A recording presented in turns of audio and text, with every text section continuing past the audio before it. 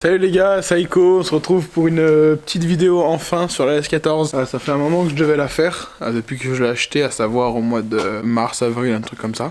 J'ai pas eu le temps de faire la vidéo, enfin c'est pas que j'ai pas eu le temps, c'est que je devais faire autre chose en fait, voilà, c'est la vie quoi. On a forcément d'autres choses à faire dans la vie. Donc voilà, entre temps la voiture a déjà bien vécu, donc elle a déjà malheureusement subi quelques défauts, bon c'est ma faute. Mais bon c'est là du métier. Donc avant ça, si tu veux il y a ça. Donc il y a le moteur, donc là si tu veux c'est la plaque, tu vois qui est devant. Donc en fait là, elle va là, à cet endroit là. En fait c'est pour cacher un peu tout ce bordel. Donc déjà on va commencer par monter la plaque. Si l'appareil est bien, voilà, continuer à faire les focus propres. On va continuer à monter cette petite plaque, donc là clairement j'ai mes écrous, machin, bon. Je vais monter la plaque. Et une fois que c'est fait, et ben on fait la petite présentation de la voiture, ce qu'elle a déjà pris dans la gueule, ce qui lui est déjà arrivé. Et voilà, donc ce que j'ai déjà changé, etc. par rapport à la vidéo de quand je suis allé la chercher. Et voilà, petite vue d'ensemble vite fait. Voilà, la 14 est déjà plutôt pas mal. Donc voilà, je vous fais ça tout de suite. Et voilà.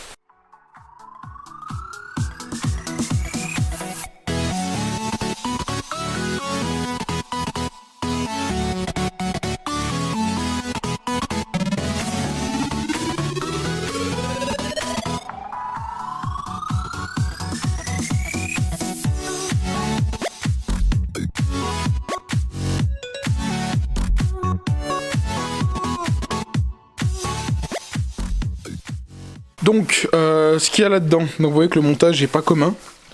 Voilà, donc je suis désolé les gars si on voit pas grand chose, je vais à la rigueur reculer la voiture. Je vais enlever le frein à main. Voilà. Et me mettre sous la lumière, donc je vais la reculer à la main. Je vais essayer de mettre la partie bel moteur sous la lumière.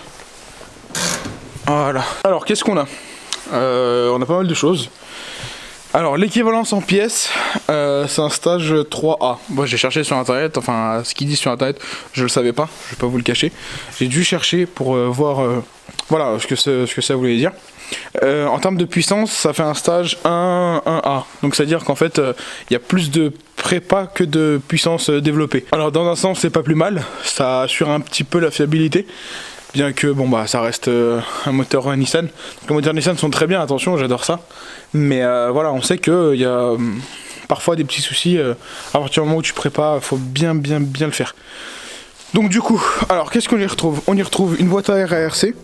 Donc ça c'est le top. Avec le piping, il est immense. Je sais même pas. Voilà, il est immense le pipe. Voilà. Donc qui rejoint, donc je vais mettre comme ça la lumière. Donc le piping qui rejoint sur un MAF Z32. Donc c'est un débitmètre de Z32, de Nissan Z32. Voilà, enfin le 300ZX. Donc ça permet d'avoir un plus gros débit d'air en fait, enfin d'accepter en gros un plus gros débit d'air, de rien brider du tout. C'est relié, du coup on ne le voit pas sur là-bas en dessous. Là-bas en dessous en gros t'as le turbo. Donc c'est un turbo HKS GT 2540, à pas confondre avec les 2540 de chez Garrett, enfin ça n'a rien à voir en fait. Les appellations sont à peu près identiques mais le turbo n'a rien à voir. Et il paraîtrait que, je n'ai pas confirmation, si certains le savent, ça serait bien qu'on me le dise, mais il paraîtrait que ça se monte souvent les 2540 en HKS sur Skyline. Donc du coup voilà, donc que ce soit, enfin je sais même pas si c'est sur RB25 ou RB26 en Skyline, je sais pas, donc dites-moi si vous savez. Le collecteur, donc là il y a toute une histoire avec ce collecteur, parce que ça actuellement c'est un collecteur bandé, donc il y a de la bande, mais c'est du eBay en fait, clairement, donc en fait voilà, c'est la guerre. Bon en fait je vous fais le listing des pièces et je vous explique tout. Donc du coup le turbo GT2540, collecteur inox, sur downpipe inox, en fait toutes les lignes inox en fait complètes, c'est des kata. Le turbo du coup il ressort sur l'intercooleur qui est là, donc c'est un montage en V mount en fait.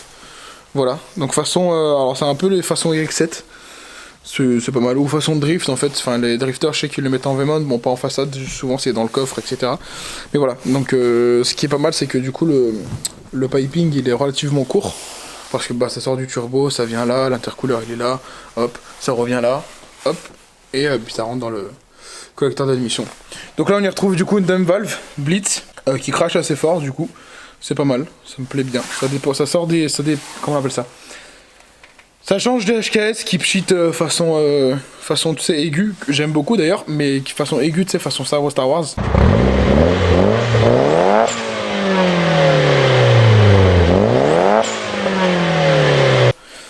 Donc voilà, ça change. Et il me semble que les Blitz sont plus trop produites ou plus du tout. Enfin, je sais pas. Si vous en avez, dites-le moi. Ça serait bien de savoir si on peut en racheter d'autres. Histoire de savoir si ça la pète ou quoi. Je puisse en racheter une autre, quoi. Donc voilà.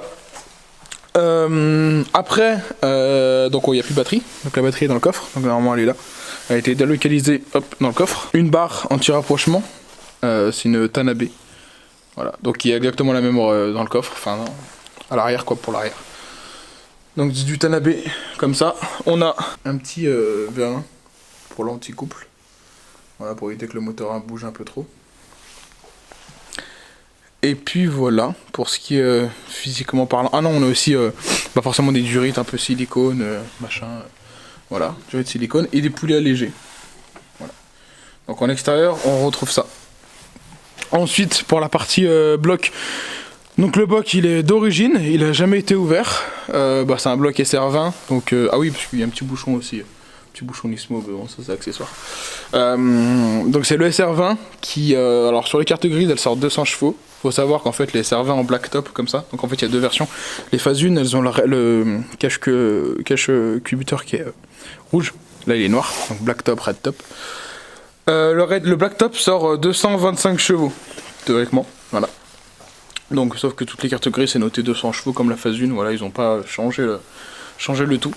Donc 225 chevaux, maintenant elle sort 285 chevaux au banc, donc alors on est loin les gars de la première vidéo qu'on pensait, enfin que le gars nous avait sorti qu'il faisait plus de 300 chevaux, machin, pas du tout. Alors en fait à l'usage, à force de l'utiliser, je me suis rendu compte que ça faisait pas du tout, ça sortait pas 300 chevaux, je savais que ça sortait des chevaux mais pas tant.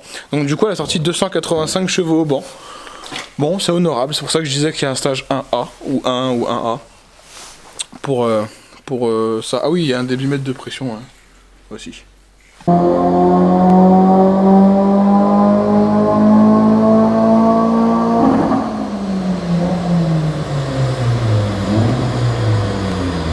Bon, pour l'instant, on a des injecteurs HKS en 555, donc les jaunes. 555 cm3, donc c'est pas mal, c'est pas ouf, mais c'est pas mal. Et puis après tout le reste, etc., le turbo, machin. Et puis voilà. Il y a encore le boîtier d'ABS, en sachant qu'il n'y a plus l'ABS. Parce que vous allez comprendre pourquoi. Donc il y a encore le boîtier d'ABS, la personne l'a pas enlevé. Donc c'est chiant, ça m'a fait chier 50 fois ce boîtier. Et on a du coup le solénoïde qu'on ne voit pas. Mais là, en gros, si tu veux, là, ce truc là, un solénoïde pour la OS8 en fait, pour le boost controller, parce qu'il y a un petit boost controller quand même. Je disais le montage en V-mount, donc il y a l'intercooleur en haut, le radiateur qu'on voit pas, mais en gros le radiateur est dans l'autre sens, opposé, en bas, en forme de V simplement. Et voilà, c'est à peu près toute la présentation de la bagnole. Et puis voilà, tout ça, ça fait 285 chevaux. Donc c'est plutôt pas dégueu. C'est plutôt pas dégueu. Donc pourquoi ça fait le stage 3A? Parce qu'il y a le collecteur, il y a le decata, il y a le turbo qui a été changé, qui n'a rien à voir. Je pense même pas que c'est un turbo de S14, quoique, on va voir. On a la boîte à air qui est immense, on a le débitmètre qui a été changé, comme je disais, on a les injecteurs. Voilà, ça fait quand même pas mal, puis la partie intercooleur, etc. Donc ça fait une équivalence, voilà. Au niveau des roues, déjà on est passé sur du 18. Donc d'origine la S14 c'est du 16. Donc on est sur du 18, je sais pas si c'est des tailles homologuées ou pas. Dessus on a du freinage Brembo, donc un gros étrier Brembo. Pas du tout de Nissan, c'est un étrier de Lancer Evo 6, donc Mitsubishi. Avec du coup les disques qui vont avec.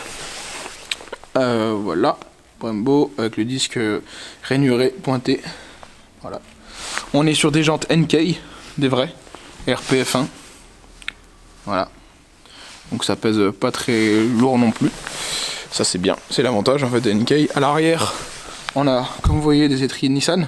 Mais c'est pas de S14 non plus. C'est des étriers, c'est les mêmes, enfin c'est le même freinage, donc étrier, plaquette, disque, que les Skyline aussi, ou les 300 ZX. Donc c'est les mêmes en fait. Les étriers à l'arrière c'est les mêmes. Donc c'est monté dessus. Donc en fait quand tu fais une recharge de frein, tout ce qui concerne le frein, tu cherches 300ZX ou Skyline, R33, machin, R32, R33, tout ça, et bah tu trouves. Voilà. Donc les jantes ne sont pas les mêmes comme vous avez pu voir dans la première vidéo. Donc de ce côté c'est plat, enfin ça rentre presque dedans, et de l'autre côté ça ressort. Les jantes. Voilà.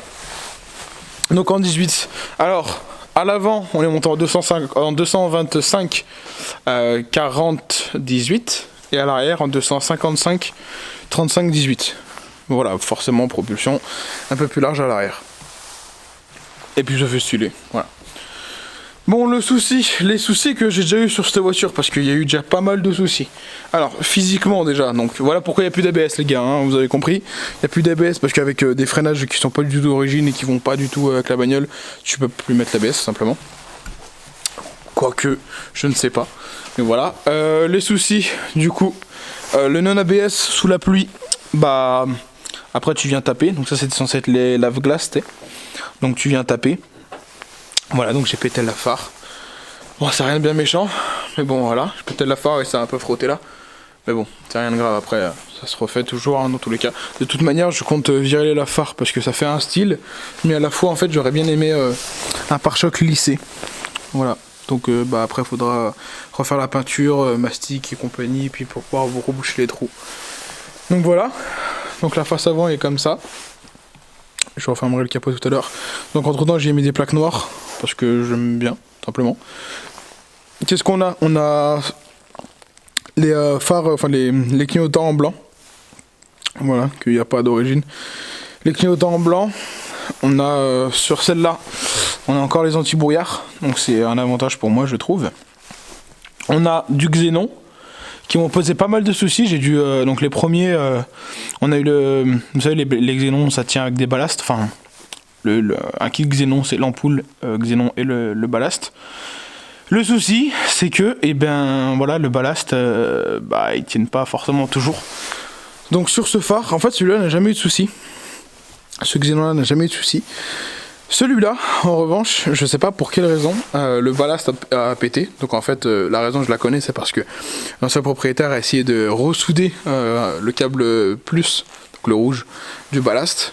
Donc bah, ne fais pas ça, change-le, ça va plus vite. Mais bon, voilà, il a essayé de le ressouder et c'était mal fait. Donc le phare ne marchait plus forcément. J'ai changé de ballast, ça a marché un temps, sauf que les ballasts est remords. Et à force, je comprenais pas pour quelle raison. Donc du coup, bah, j'avais souvent un phare, celui-là uniquement.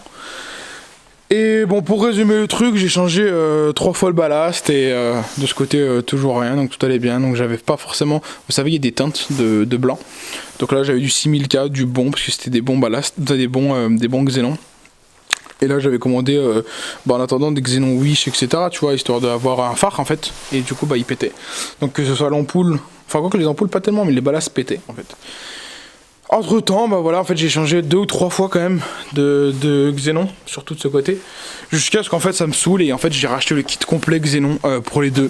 Bien que celui-là fonctionnait comme je vous ai dit, mais bon c'était mieux de faire un truc uni, propre, neuf. Et voilà, je comprenais pas en fait pourquoi ça fonctionnait pas. Et en fait il s'avère que dans la boîte à fusibles, et ben en fait il y avait un fusible qui avait pété. Voilà, donc le fusible du phare avait pété. Voilà, ça marchait pas du coup. J'ai changé le fusible, il a repété instantanément. Et je me suis dit, bah il y a un court-circuit. Donc au lieu de mettre un 15 ampères, au lieu de mettre un 15 ampères, j'ai mis un 20 ampères, il a repété. Donc je me suis dit, bon bah il y a forcément un court-circuit. Et j'ai retrifouillé les câbles du coup de la sangle. J'ai retrifouillé les câbles du phare et en fait il s'avère que ça devait toucher quelque part où ça devait pas toucher. Les câbles sont pas dénudés, ils sont tous bons. Hein. Mais voilà, je comprenais pas. Donc du coup j'ai remis le truc d'origine et en 15 ampères. Et ça fonctionne en fait. Donc maintenant j'ai mes phares et tout va bien. Donc j'ai enlevé le 6000K, j'ai mis du 5000K.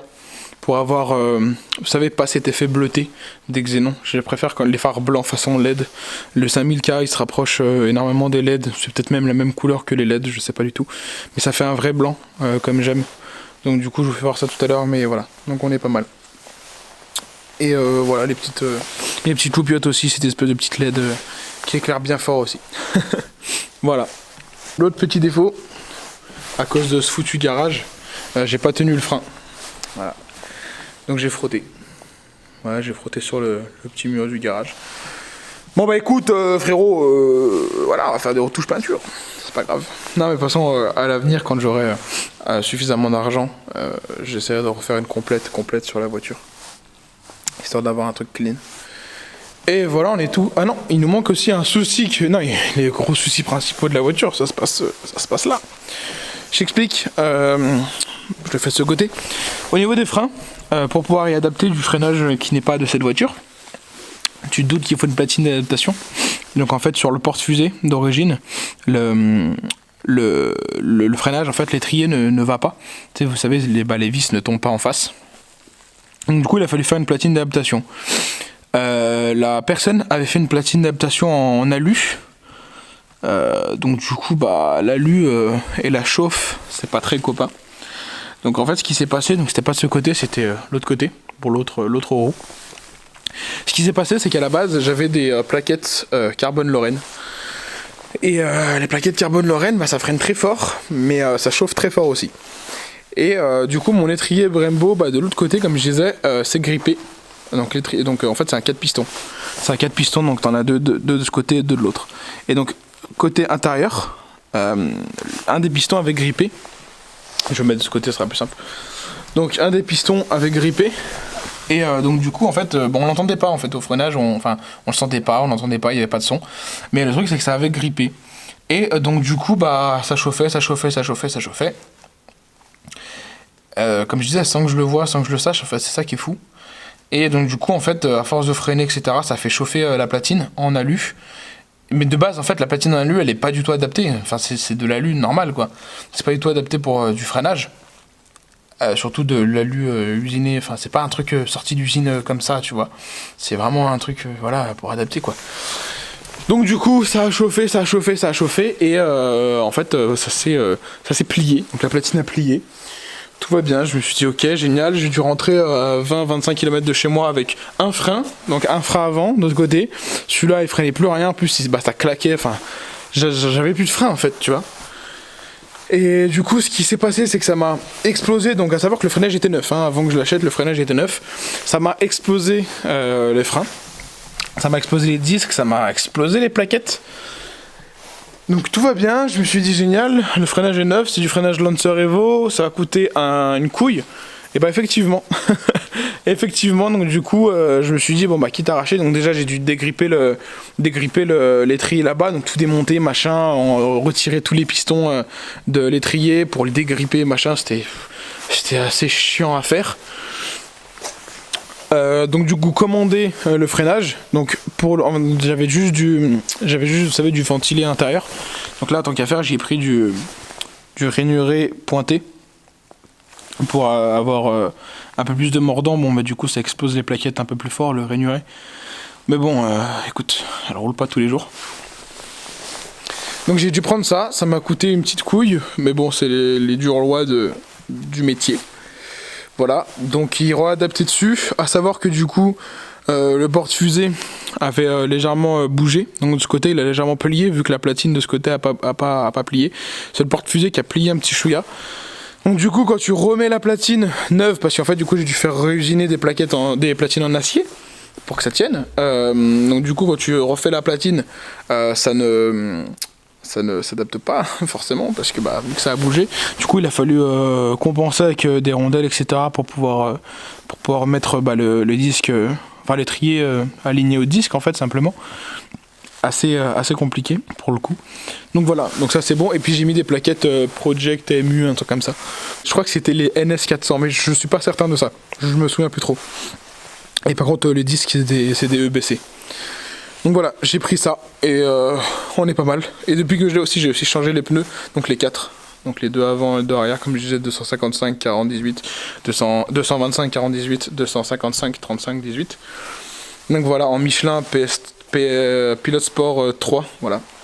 Il y avait ça dessus, ça tenait très bien la route. J'en ai eu aussi sur le P3 des Pilot Sport 3, et donc c'est très bien. Voilà, je vais fermer le capot. Donc la voiture est affreusement dégueulasse. Voilà, il pleut énormément, bah c'est l'hiver quoi. Donc du coup la voici. Donc avec le cycle façon S15. qui était dessus quand je l'ai acheté. Les plaques noires, le sigle, les pneus, les nouveaux freins à l'avant, le logo Nissan. Voilà, je trouve que ça fait bien en fait dans l'ensemble.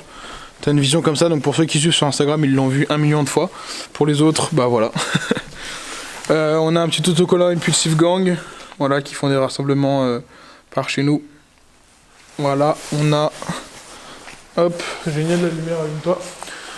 On a du coup un petit autocollant, ceux qui connaissent, bah, connaîtront immédiatement.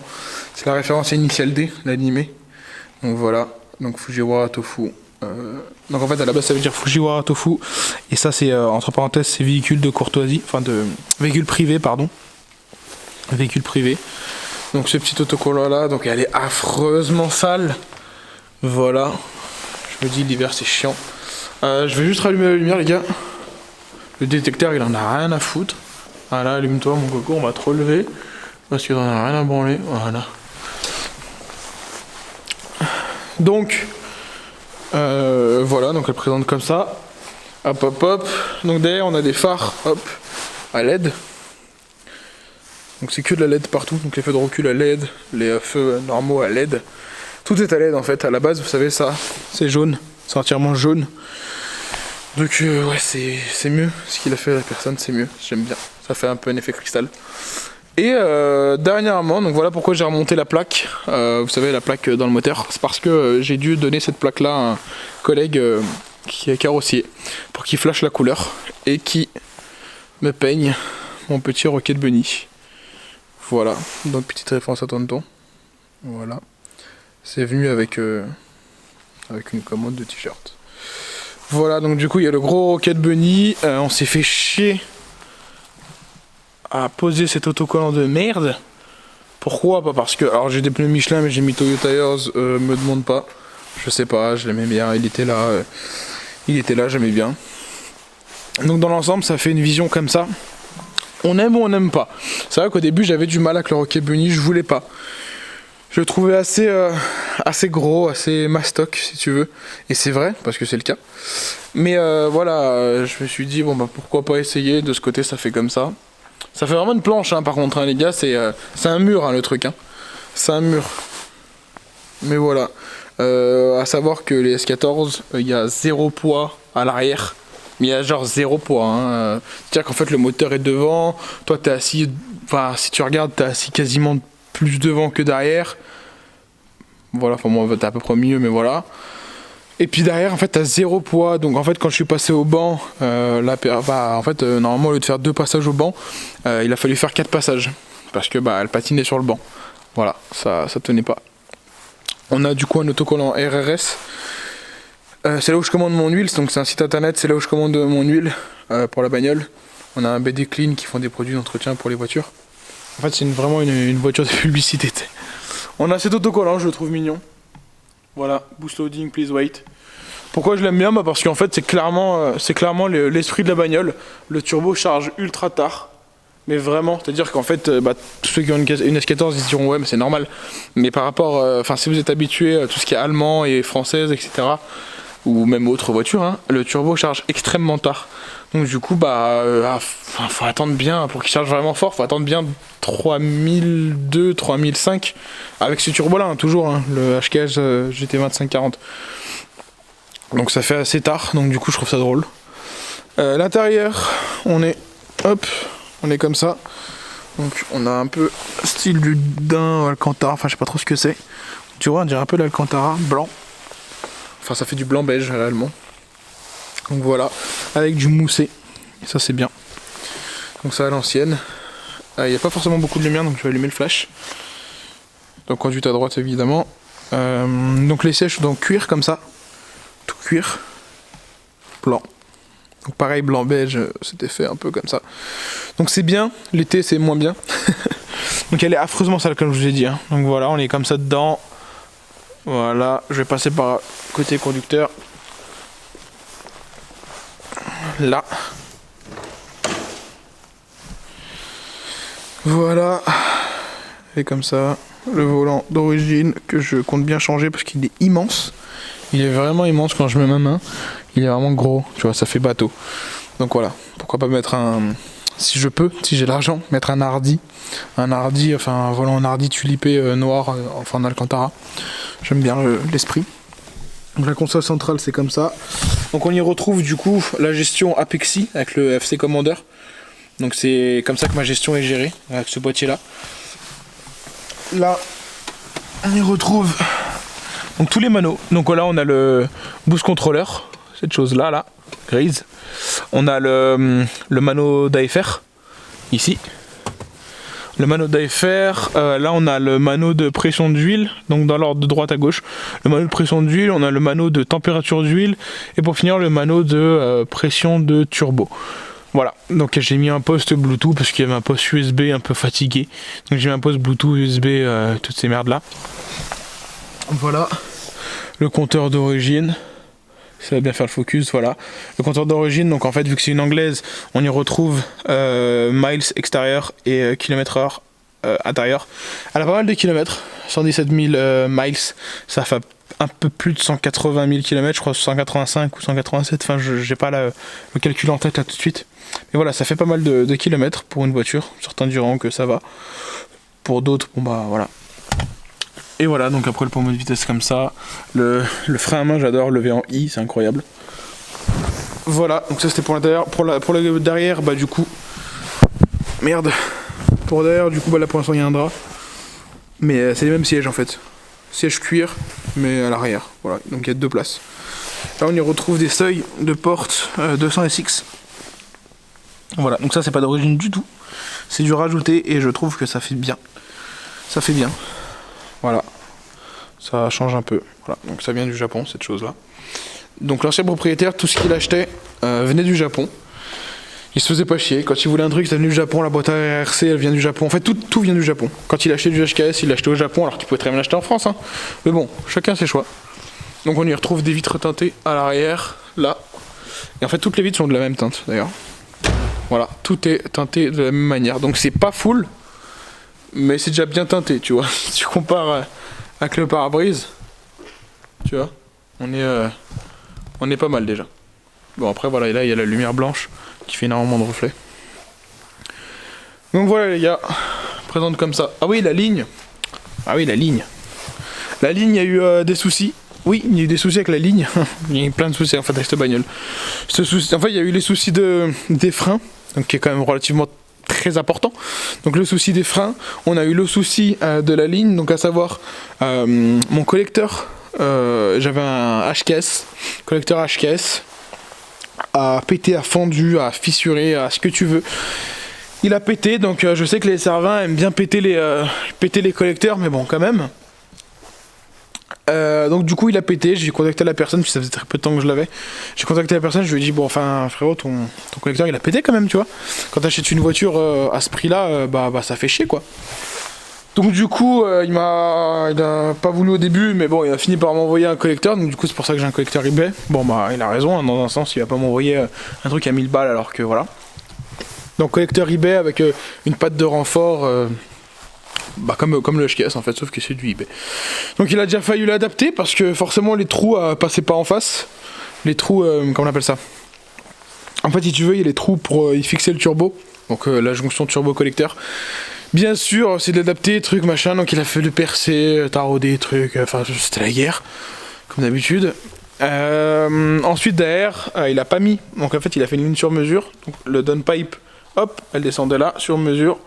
Et ensuite t'avais la ligne, t'as un silencieux intermédiaire quand même, et donc du coup je sais même plus quelle marque c'est. Et le silencieux arrière normal c'est je sais pas quelle marque, ça doit être noté dessus. Bon c'est sale, mais normalement c'est noté dessus. On s'en fout de toute façon. Donc un silencieux. Le problème qui s'est passé, c'est que quand tu fais une ligne d'échappement, tu mets une tresse, tu vois, et encore plus sur SR20. Tu mets une tresse pour laisser un minimum de souplesse à la ligne. Donc il l'a pas fait, il a mis la ligne complètement rigide en fait, complètement rigide du collecteur au silencieux. Il y avait juste de silent block, pardon petit rototo dégueulasse. Encore. Il y avait juste de silent block au niveau du silencieux arrière, normal parce que sinon la ligne tombe par terre quoi. Et c'est tout. Donc en fait, c'est-à-dire que la voiture fait 5 mètres, elle fait 4,75 m, tu vois. Donc t'imagines la ligne d'échappement, je veux dire, c'est immense. Parmi tout ça de la bagnole, il y a juste, en fait la ligne commence là, et elle finit là-bas. Donc c'est extrêmement long, tu vois. Et tout ça suspendu. C'est dur à expliquer quand on n'a pas l'image en tête, mais en gros, bref, regarde. Normalement ça fait collecteur, ça descend. Là, t'as ta boîte et la ligne qui suit. Donc ça descend, t'as la downpipe, hop, et là, normalement, t'es censé avoir une patte de fixation qui relie la ligne à la boîte de vitesse, de manière à ce que le mouvement de la boîte et du moteur, quand ça bouge comme ça, la ligne suit le mouvement et ne casse pas. Ensuite, t'y mets une tresse d'échappement pour avoir la souplesse, et le reste de la ligne, d'accord? Sauf que, en fait, la tresse d'échappement n'y était pas. Donc, quand le moteur bougeait, parce que le moteur ça bouge, les gars, faut pas se leurrer, même qu'il y a des silent blocks sur le moteur, ça bouge. Dès que le moteur bougeait, il entraînait donc la ligne de manière normale. Donc non, il n'entraînait même pas la ligne au début, il n'y avait même pas de patte de fixation d'ailleurs. Il n'y avait pas de tresse et pas de patte de fixation. Donc du coup, en fait, tout le poids était sur le collecteur.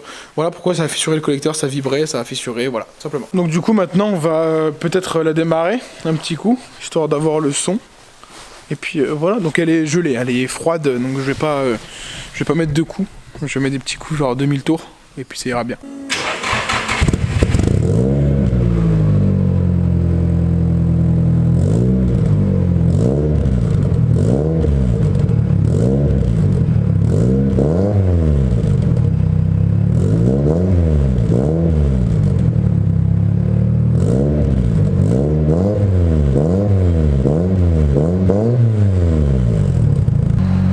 Ah oui, j'ai oublié de dire un petit détail pas négligeable sur la bagnole, c'est qu'elle est montée sur combiné fileté.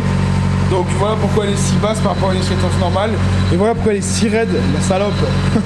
Parce qu'elle fait mal au cul. Voilà, et puis ouais, le petit capot en tout cas. Voilà, elle est montée sur combiné fileté BC Racing. Voilà, c'est des bons combinés, assez cher, mais très bon. Réglable en hauteur, en dureté, voilà, tout va bien. Voilà, j'ai oublié ce petit détail. Bon les gars, on va faire un petit tour en voiture, parce qu'on doit aller quelque part avec Nini.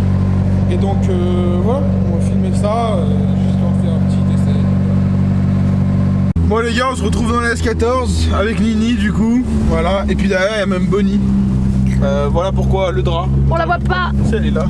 Ouais mais elle est trop loin. Mais bon bref, ma fille. Et donc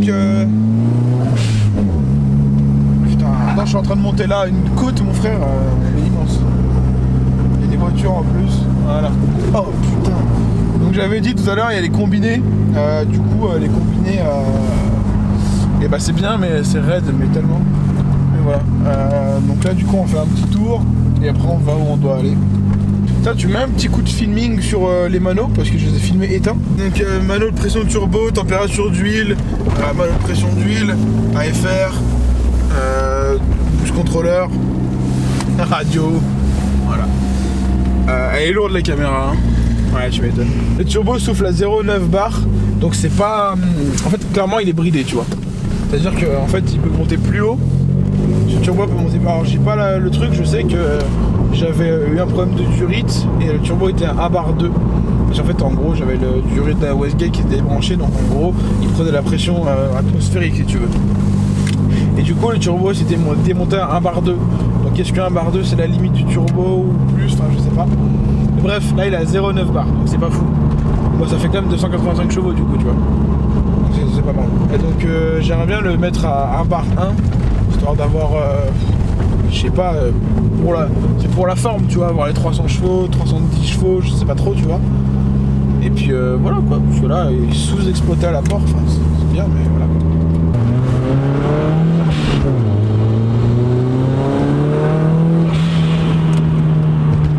Un petit asser sur l'autoroute.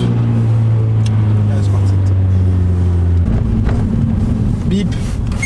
Bien sûr les gars, obligatoirement quand tu t'es à droite t'as un badge. T'as forcément un badge. Si t'as pas de badge, bah, tu fais comme j'ai fait au début, à savoir tu sors de la voiture comme un mongolien. T'es le seul mongolien de France qui sort de la voiture pour aller choper le ticket, tu vois. Ça va pas du tout.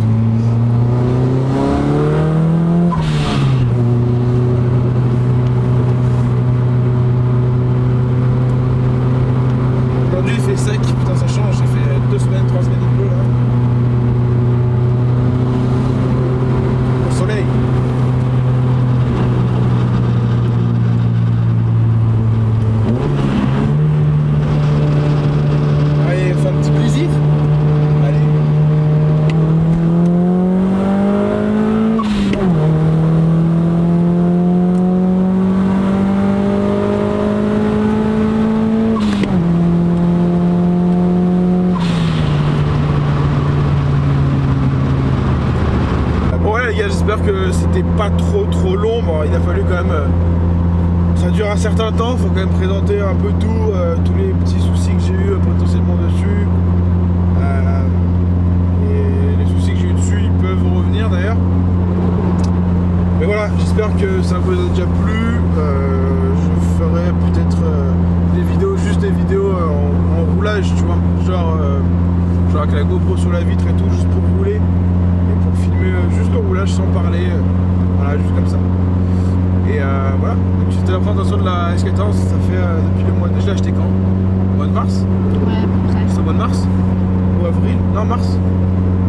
Au mois de mars, je l'ai acheté, je devais la faire. Et là on est en mois de décembre en fait, tu vois. Donc waouh, ça fait 9 mois. Non, janvier, février, mars, ouais, c'est ça. Ça fait 9 mois les gars que je l'ai. Et j'ai pas fait dessus. Voilà les gars, c'était Igo. Ciao.